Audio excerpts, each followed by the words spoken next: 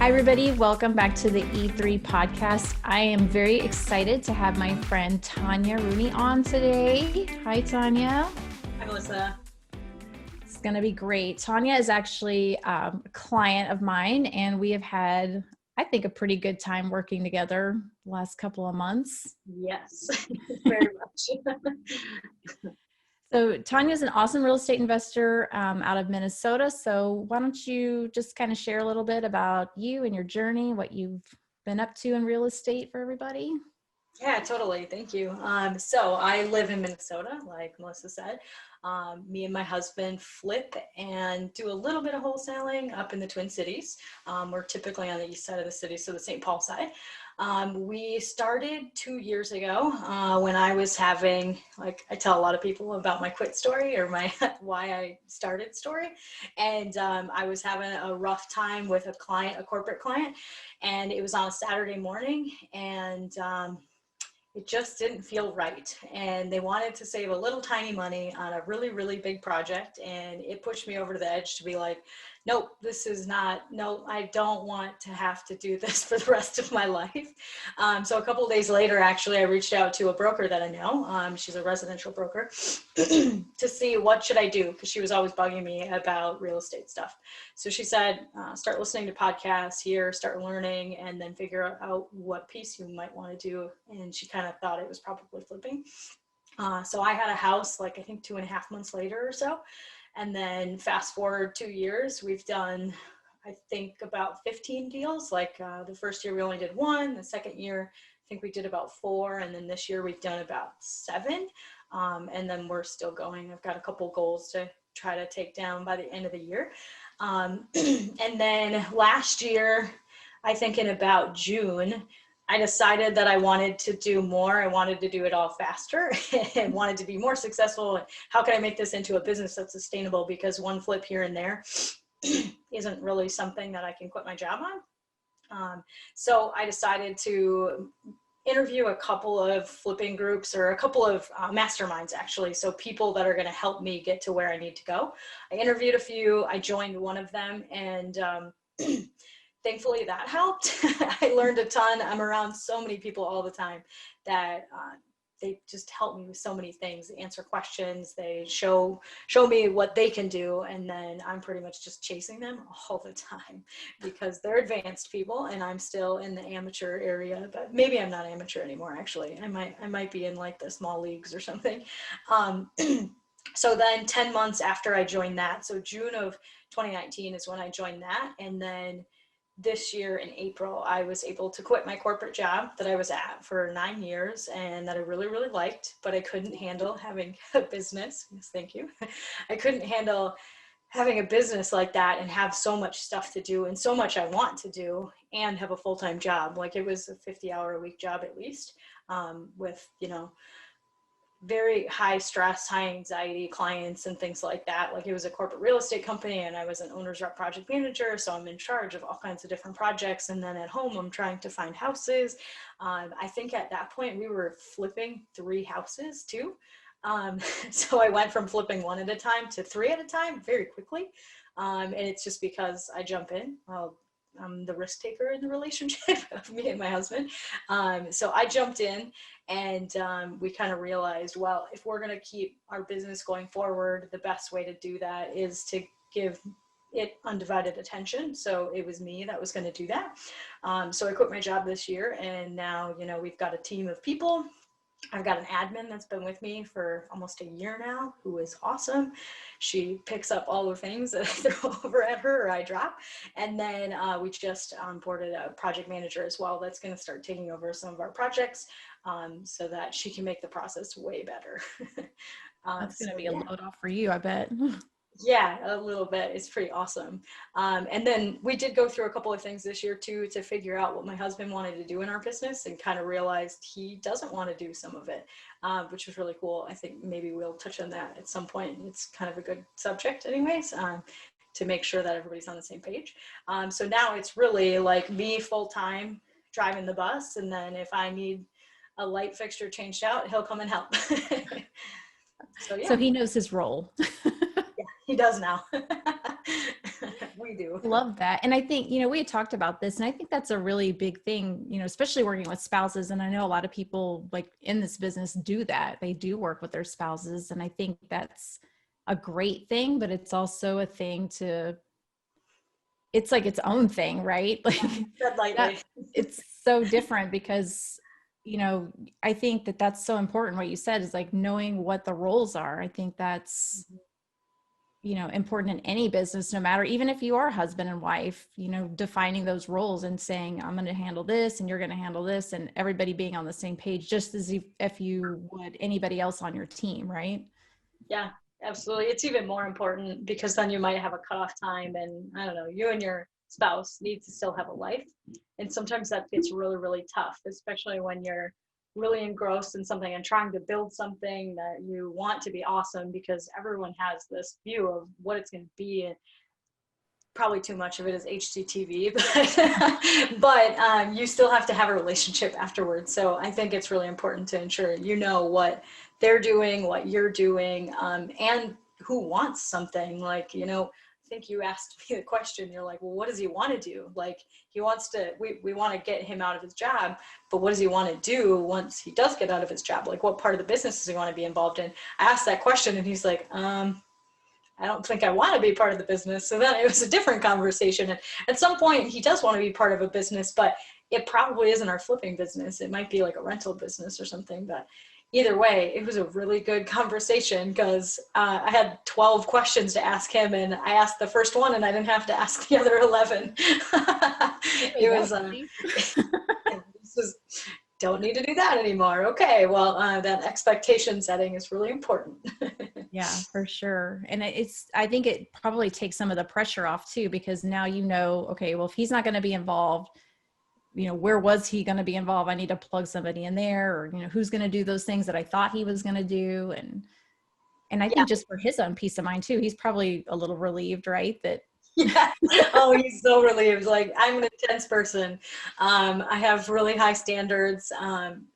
And it's really tough. Like, we've been together for like 12 years. So that's great because he knows how to handle me because I do need to be handled because sometimes I'm a little intense. But I think he was very relieved to not have to be on some of that end because, I have expectations of, hey, you're supposed to be working on this, this, and this. And if you're not working on it, you're going to get treated like an employee, which he doesn't want to be treated like an employee. Not that I treat him bad. It's just for some reason we're always hardest on our spouses, which is crazy because we constantly have like all these people we talk to all the time, and it's like sometimes I hear myself talking to my husband. I'm like, wait a minute, time out. Sorry, I didn't mean to talk to you like that because you're not my employee, you're not my contractor. And I talk to my contractors a lot nicer unless I'm disappointed in a contractor. Then I might say some other things, but no yelling. But yeah, like, so just being conscious of that kind of stuff is pretty smart. So he's glad that he doesn't have to deal with that now. that's good. Do you think that changed anything in y'all's relationship? Yeah, actually, there's something he's going to be concentrating on here in the next few months. Something's going to kick off, and I think him not having to be half in and half out of these two different things is really, really beneficial.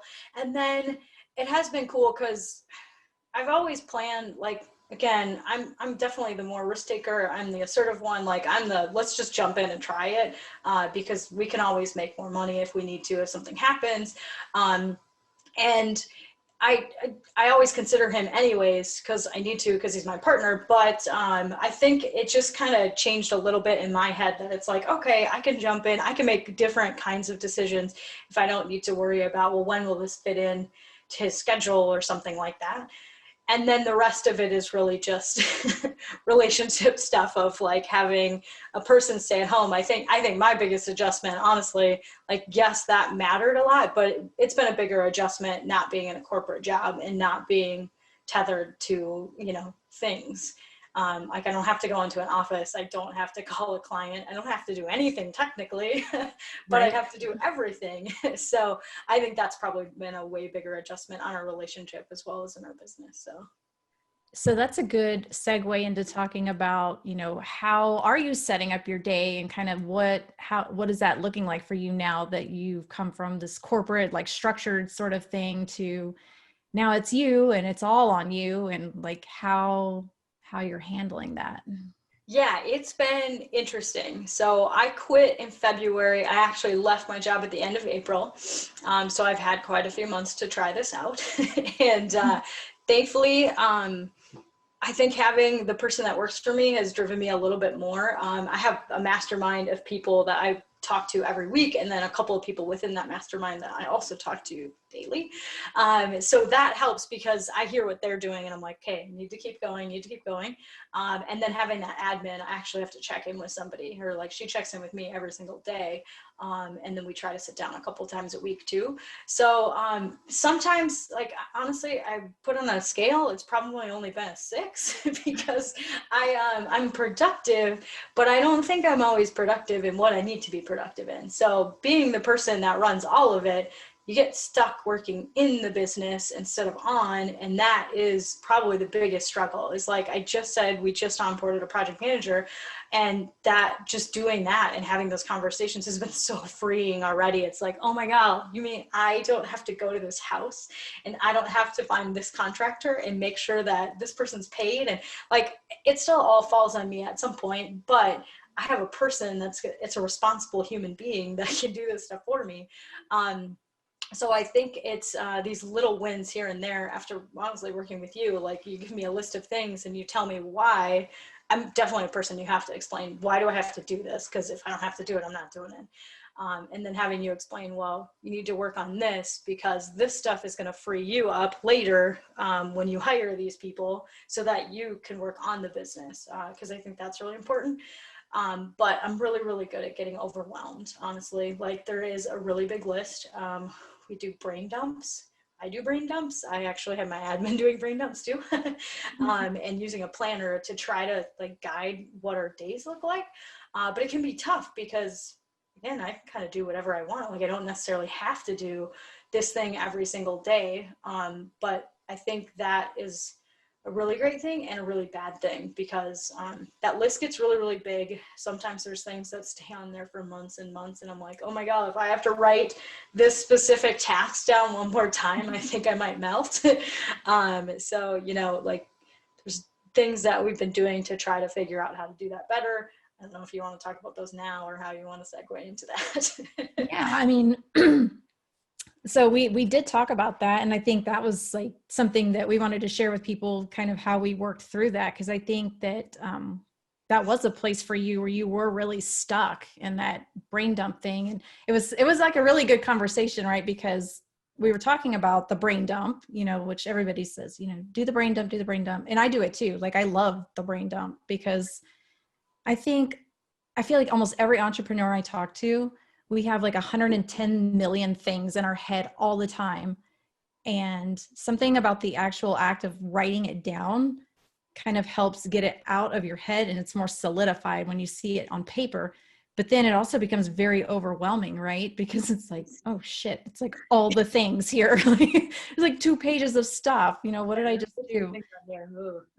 Yeah. And it does feel very overwhelming. And I remember us talking about that, and I remember you saying that, like you feel like you have all these things to do, but you're not really getting anything done. Right. And I think it's because it's when you focus on those in the weeds things, it just seems like, I have all these like stupid little tasks that I need to do. Well, they seem stupid, but they may or may not be. The things still have to be done. You still have to, call the garbage company. You still have to make sure the lights are on or make sure these people are paid. So it's still things you have to do. But when you put it all on a list, oh God, there's just so many things. It is. And so I think what we had kind of arrived at doing is sort of segmenting that list off. Because I think what happens is, we do the brain dump and then we get overwhelmed, and then we just pick whatever's easy, to do just so that you feel like you did some stuff, even though it's might not necessarily be the right thing, right? So in talking through all that, it was interesting because you had the same issue that I was having too, where I have this mishmash of like personal tasks and business tasks, because we still have things we need to do, like make doctor's appointments, and whatever for the Yeah. kids. And like, you and I had been talking about like that higher level, like estate planning and those kind of things, and just like stuff that you need to do, you need to do it, but it just kind of gets carried over week over week over week. Yeah. For 6 months. When we talked about that, we kind of came up with this idea of like separating those things. So what I wanted to share with people was Tanya inspired me to create this whole thing. And it came from a need, like you had the need, but I needed it too. I needed this for myself, and to create this tool that kind of helps us organize that brain dump in a way that makes sense and in a way that makes sure that we're getting the right things done. And so what we decided was to separate the personal tasks. So taking like those personal to-do things, and then, okay, do those have a deadline on them? And putting those things in that box. And then taking all your personal things that you've been putting off to do and putting those in a box. And then the other side of that is kind of the same thing with the business, right? Like taking, okay, here's some tasks that need to be done. These have a definite deadline. Like, maybe you have a closing coming up, or, whatever, something tied to a definite date, having those tasks there, and then taking another section and having your big picture tasks. So what are the things that you're doing to work on your business, like strategic things? So this would be everything like in the strategic plan that I gave you, like all those kind of things. Yeah. And then the last column was just the other business tasks. And the great thing about that, I think, is like you were saying, the delegating, right? So you have your admin to delegate to. Mm-hmm. So taking those tasks that are like the everyday working in your business stuff, and those are the things that you look at first to delegate. You may still have to do some of those tasks, right? Like I know on my list I have to. Do you find that too? Yes, you totally do. But you could also do that task for the last time for the next 2 years, or however, forever if you want, because you could delegate that by writing. Like that's what I've been doing actually this week. I've done it a few times. I'm like, okay, I'm going to give you this. I'm going to write down the whole entire process. I'm going to put it out in this folder that you're going to see it in. And I'm like, now you're in charge of that. So I think the delegate thing is really important, because there's always stuff on there that we can delegate. Like I don't need to call the city of St. Paul to get this switched over. I have a person that needs to do stuff because I pay her to do stuff. So why wouldn't I just give it, like, just because it's easy and just because I can do it doesn't mean I should do it, because it's not like, I mean, if it's a $5 task, like why on earth would I do a $5 task? Like right now I don't have time for $5 tasks anymore. It's just, I love that. And that is really a key. And I think we talked about this too. It's like, just because you can do something and maybe you do it well, doesn't mean that you should be doing it. yeah, get somebody used to it. They can do it. Like I feel that way about bookkeeping. I have a bookkeeping background. Like I could totally do my books, and I used to for a long, long time. But once I took that off the plate, it's like, oh man, yeah, I can do that. And if I still need to go back and do it, I can, but I don't have to anymore. I don't. Yeah, I think people are surprised that I hired a project manager, and I'm like, you shouldn't be surprised, because I am doing a crummy job right now of project managing. I really am. And it's because I'm trying to do 30 things plus project manage. I would love to do as detailed of a job as I used to do, but now I don't have the brain capacity for it anymore. I'm just like, someone else is going to, it's kind of like sales too. It's like, I don't want to do all those follow-ups. If I pay someone else to do it, that's all they're doing. My project manager, that's all she's going to be doing. She's just working on that project. She's not trying to find leads. She's not trying to make sure my admin has stuff to do. She's not trying to tweak marketing. She's not trying to find houses, like none of that stuff. But now I don't have to worry about that. So it's like, just because you can do it, you're right.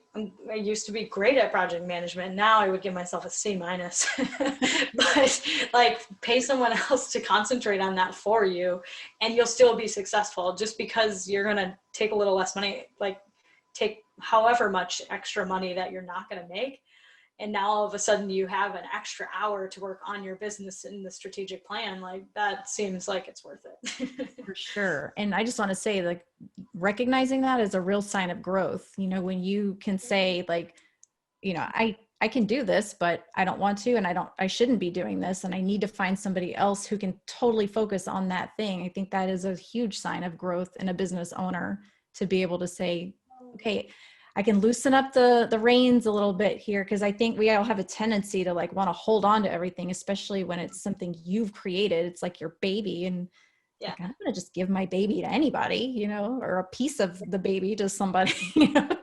You know, like I want to give it all away, but I got to find somebody who's worthy of it. That it's like, I think I freak out more about, well, who am I going to give this to? And can I trust them? And like, you know, how can I find people that I can just hand something to and walk away and just say, just ask me questions. I will answer my phone.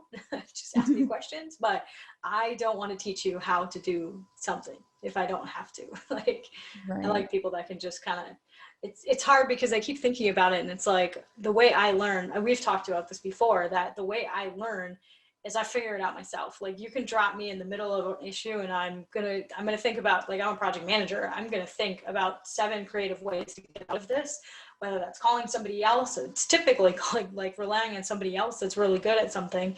But I've realized through our conversations that, oh, that's what I'm looking for in employees too. It's crazy. Like I need somebody that can think on their feet and that I don't have to spoon feed anything to, because I move too fast. And when stuff like that happens, I get frustrated. And then an employee would get frustrated too with me, because it's like, well, you're not explaining this to me. And I don't hear those kinds of things. Like I wish somebody would say that. But I think that's the other thing is like, you know, yes, I want to give everything away. It's finding the right person to give it away to, and then being prepared for when you do give it away. That's something we're working on as well. Yes. Prepare yourself for giving it away.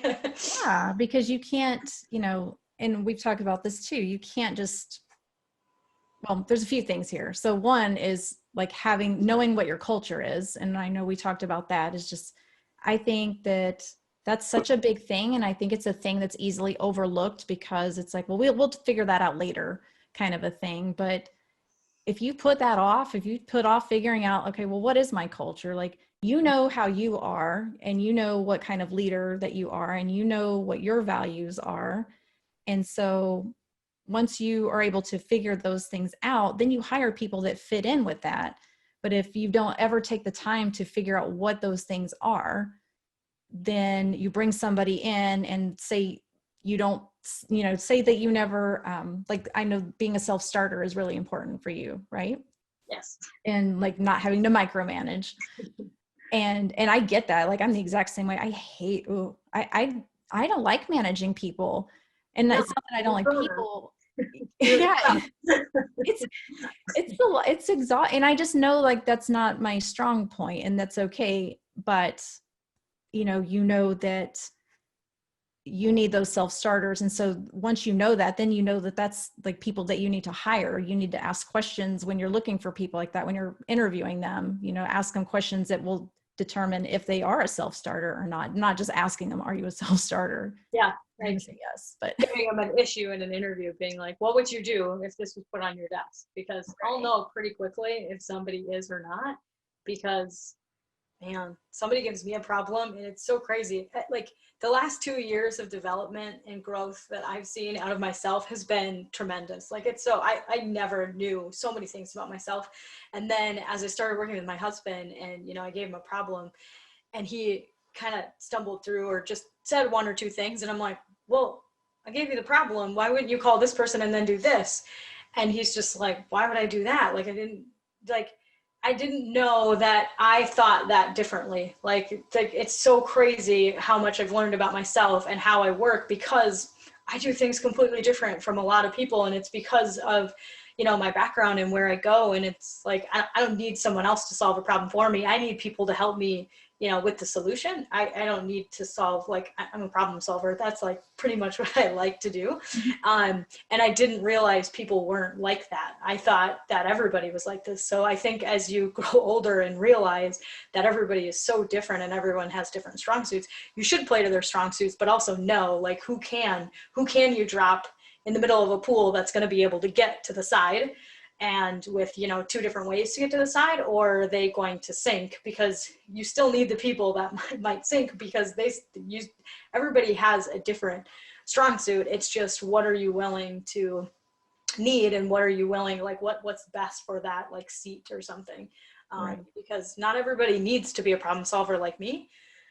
I need people to have like some kind of resemblance of it though. Again, like everyone comes to me for to answer like what should we do here? I have to teach myself, and I'm still doing this, on like how do I not solve other people's problems for them, especially in my business, because I don't need them to come to me. They need to feel empowered that they can make that decision. That it's going to be fine. Like I don't yell. I don't do anything that like that. Like I'm pretty sure my admin would say I've never yelled at her. I'm more just like, oh, this is what I thought you would have done. And then I think about it and it's like, oh, that was my, like, I take ownership of the fact that I failed to tell them something. But like, I would rather people make the mistakes and learn from them, point them out and say, hey, this is what I would have done, or this is why I would have done that. So next time, let's do it this way. But I don't think yelling at people or making mistakes are fine. I'm 100% on board with making mistakes because you're going to learn from them as long as Right. you do learn from them. So as you hire, like just thinking about, you know, what do they need to be strong in? And then how are they going to work the best with me? Because again, I'm a pretty strong personality.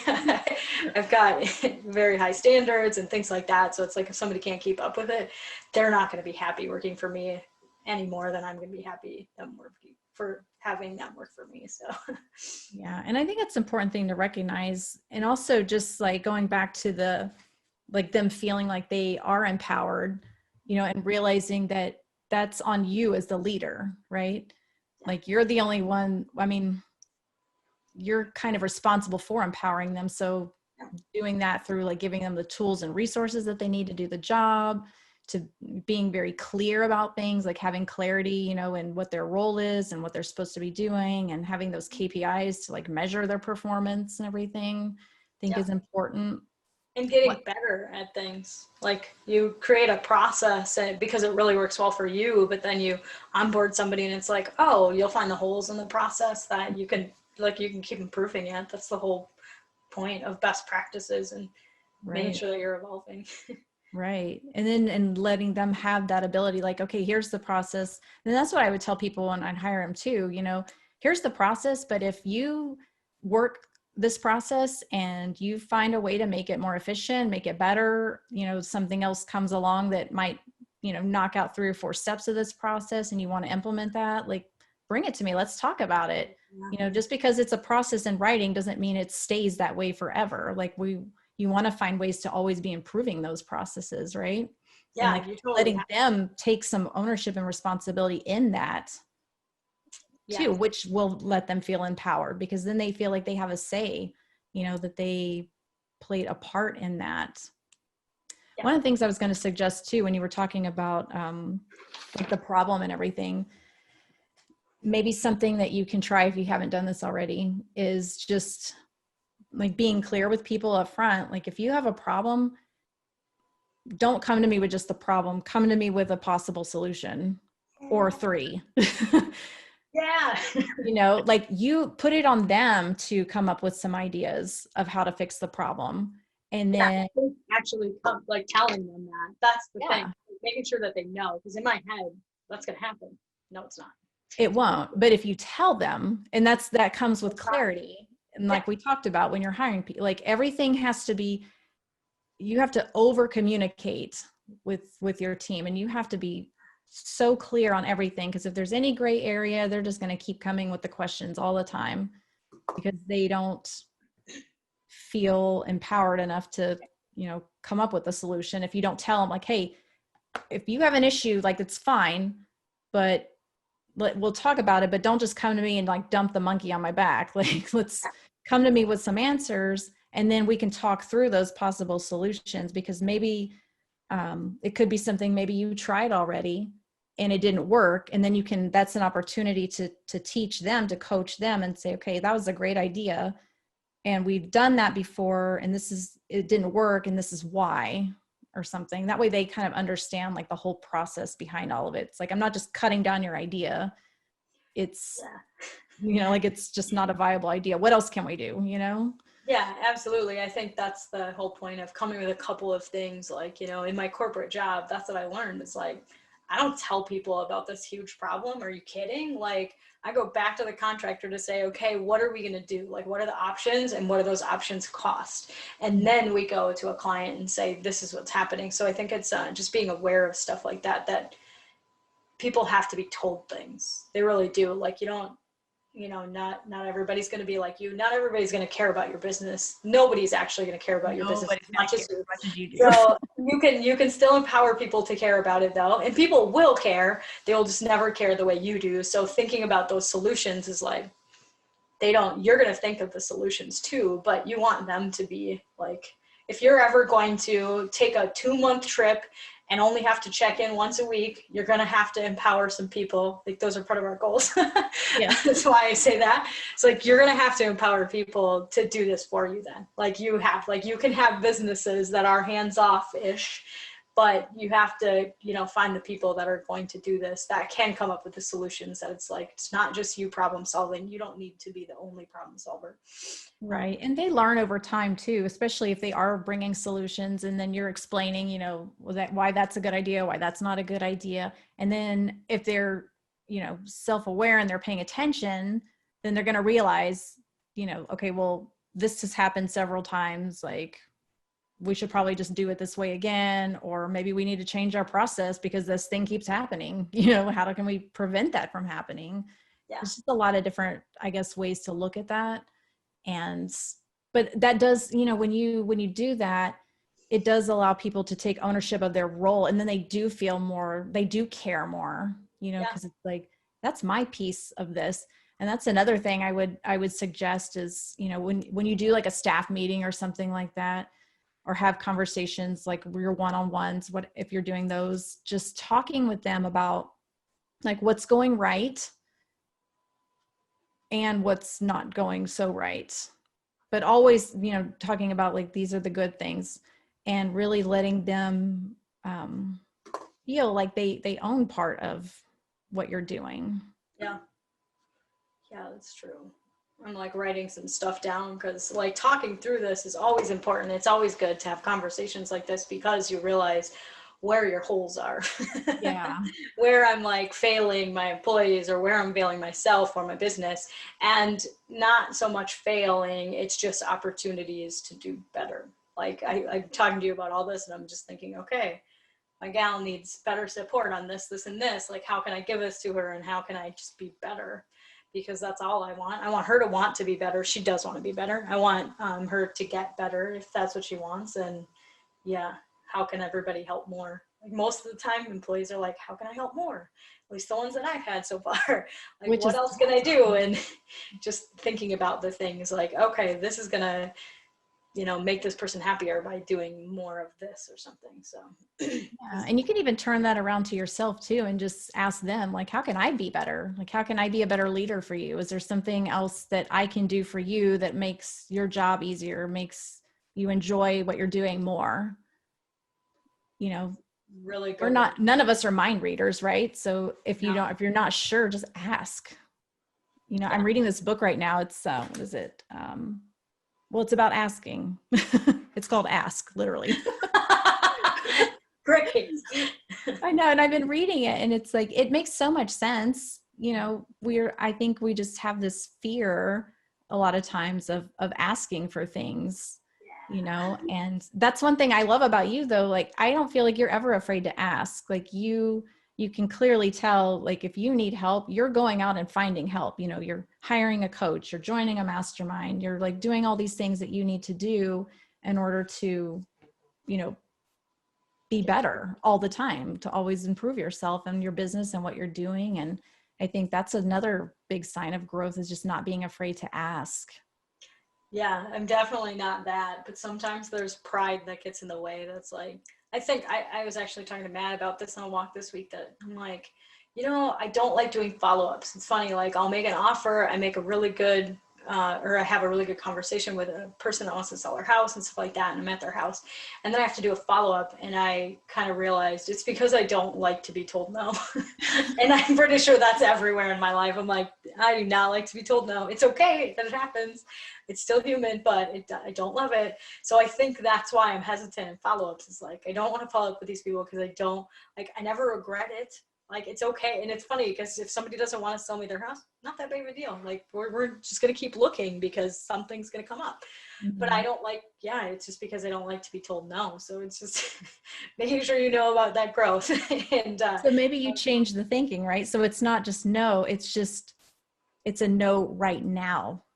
yeah, that's true. Right? Like No, maybe not they're right saying now. no, but you're saying like, okay, well, no, it's a no for right now, but that doesn't mean it's going to be a no down the road.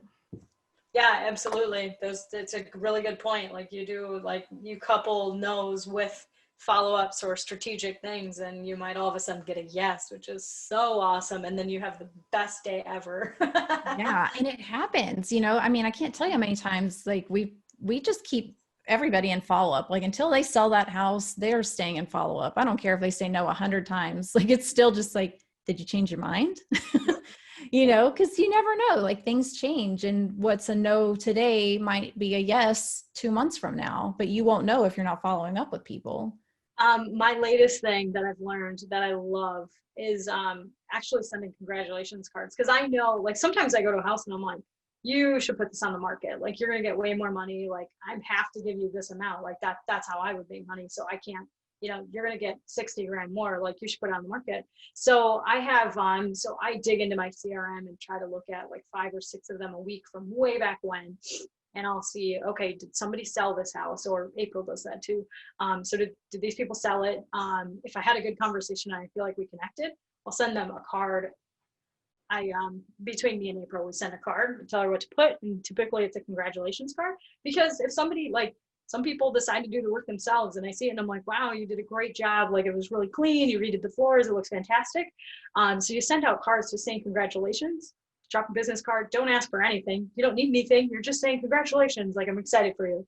I've done that quite a bit the last like 4 weeks, and I've gotten 2 phone calls that have already yielded another house. Like, we've got an offer in for a house, I guess, but this guy or this gal's boyfriend, his dad passed away. They had a house that's just sitting. They're sick of renting it, so he called. So I gave him an offer, and it was all because of that follow-up card. And then he said this week, which was so exciting, yeah, I'm in my 60s. Like, a lot of people's parents are just, not doing so well. So I'll hand your name out because, we had a friendly conversation. And then the other great one was this week. Somebody called back because he sold his house and he might want to lend some money. Like, I mean, all these little tiny things that it's like, we have conversations. And I mean, that guy, I met him a year ago, like, but he followed up and was like, hey, do you have any opportunities? Because now he sold that house and he has a lot more money just sitting. So it's just things like that. It's like doing consistent things and treating people like humans that has been helping me quite a bit. And yeah, it's all about that follow-up. And I've been listening to people in my group and you talk about follow-up, and I just don't like it. But it's just because I don't like follow-up phone calls. Like, I can send cards, like, they're handwritten, like, there's silly stuff on them sometimes, and it's just, you send something just to say, hey, just checking in, how are things going? Like, that kind of stuff does yield quite a bit. So It pretty does. cool. There's a lot of power in follow-up and referrals, which is what it sounds like your follow-ups. That's an interesting follow-up idea too, because a lot of times it's just, it sells and then like it's done. It just goes out of the system. Yeah, but those people have a parent, those people have friends, they all have that. It's like, I don't care if I send 30 cards and don't get anything, because the 31st card, I might get like a referral. I might get a different house. They might have another house. They might have a house across the street that they're like, that thing's gross. Like, it's like, there's a lot of opportunity, and it's like a human business. So it's smart to tap it around. Awesome.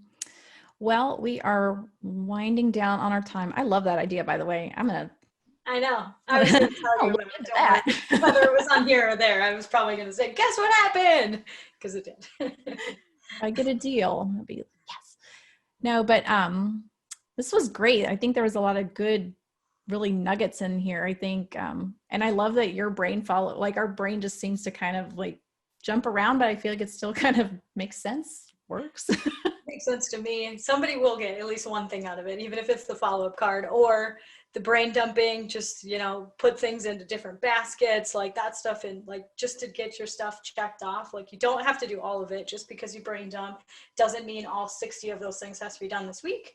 It's Exactly. like figuring out deadlines and then coupling them together, like just stuff like that. Like there is a lot of good stuff we talked about. For sure. And I get, one thing I forgot to mention too about the organizing of the brain dump.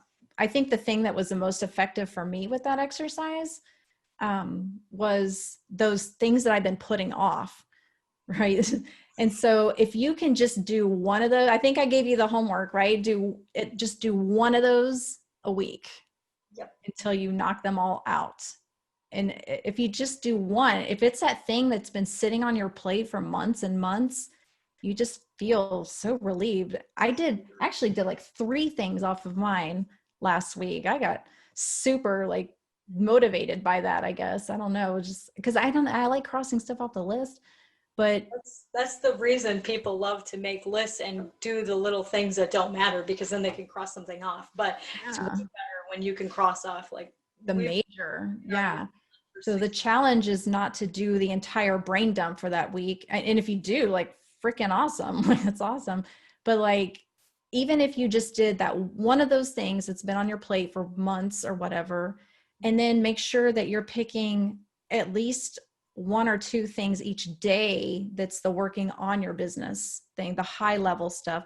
Because then, like there's just something about in your mind that feels so good when you say, God, I finally got that thing off my plate that I've been messing with like forever, putting off. And then I also know that I did things every single day this week to work on my business. And I just wasn't lost in the weeds doing stuff.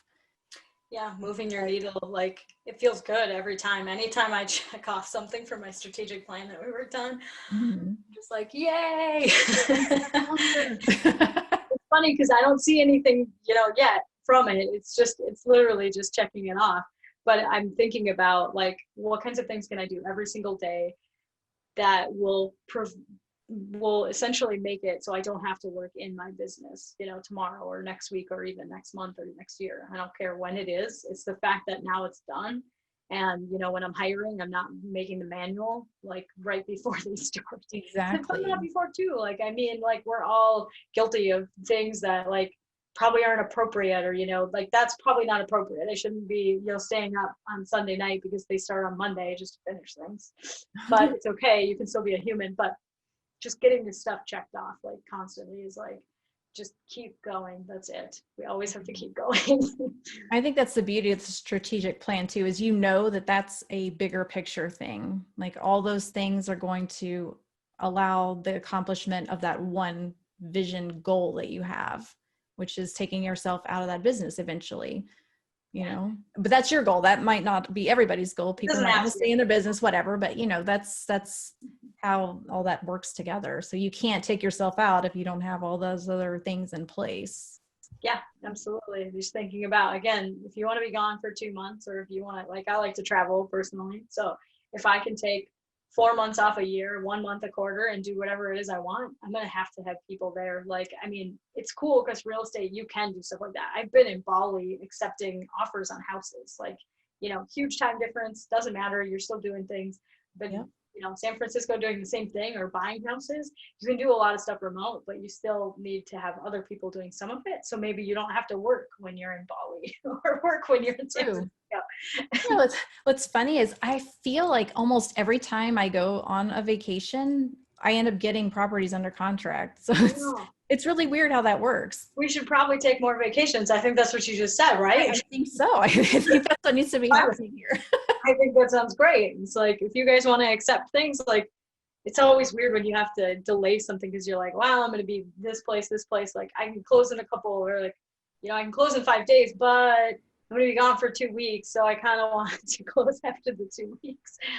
So yeah, there's just so many cool possibilities with real estate. That's the reason so many people get into it. But you still have to be smart about how you're doing that. Like some people want to do the flips. They want to do the work. They want to do all that stuff. And there's nothing wrong with that. But you should definitely figure out what do you want to do and do that. Yes, for Maybe sure. you'll get to it and just say, yeah, that's really not for me. But then you already have processes and systems.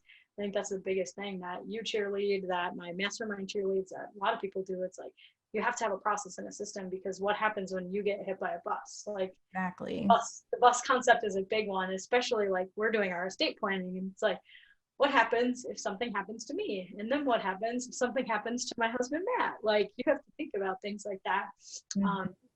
And planning for it appropriately is just, I don't know, it's a responsible business owner, and I'm working on becoming one of those. I think you're well on the way. So yeah, definitely. Definitely doing all the right things.